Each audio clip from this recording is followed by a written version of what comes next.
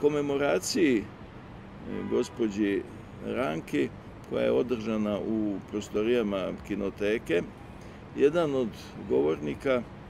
je vrlo spontano rekao, a zanimljivo je da ne pripada svetu filma, već nauke, bavi se geologijom, znači nečim elementarnim, kao što je bilo elementarno sve u životu i stvaralaštvu i Ranke i Zdravka Velimirovića. On je rekao, ona je nastojala da stvori dokumentarne filmove i zapise koji bi obezbedili da u budućnosti ne prestaju da se rađaju ljudi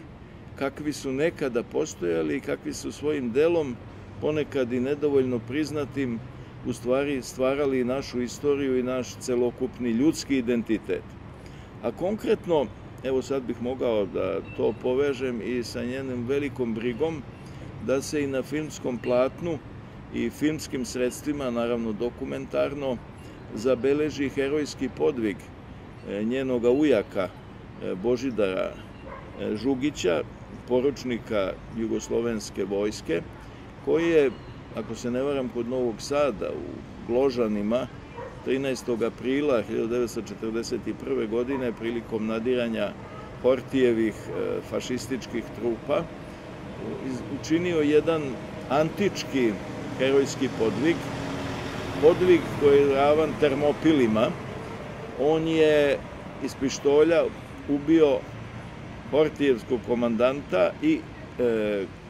zapovednika jedinica Jugoslovenske vojske koji se spremao da se preda Mađarima, rekavši tako se ne brani Jugoslavija i čast jugoslovenskog oficira. Naravno, on je tu stradao, ali taj herojski čin je bio zatamnjen kasnije činjenicom da je on bio poručnik Jugoslovenske kraljevske vojske, a da je trebalo prikazati kako se Jugoslovenska kraljevska vojska raspala, vrlo brzo kapitulirala i da ovakvi, a bilo ih je mnogo, primjeri herojstva zapravo samo narušavaju tu sliku o potpunom raspadu vojske jedne države koja je smatrana buržoaskom i nenarodnom. I upravo ova nepravda je u neku ruku pritiskala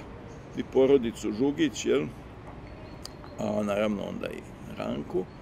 i ona je se trudila da se to svakako zabeleži i sačuva, ne samo iz razloga neke porodične hronike i porodičnog zaveta, amaneta, već i zato što su to upravo primjeri koji bi u budućnosti, a ta budućnost je već počela,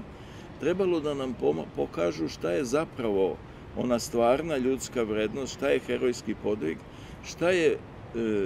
odanost onim vrednostima i vrlinama koje su antici nazivali kardinalnim vrednostima,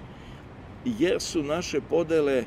zaslepljenosti, interesi učinili da se to razdrobi nekako i da postane praktično neprimetno, da bude jednostrano i da mlade generacije tek sad mogu na osnovu ovakvih svedočanstava da otkrivaju sopstvenu istoriju, sopstveni identitet, da otkrivaju upravo te, rekao, ljudske vrednosti koje garantuju budućnost.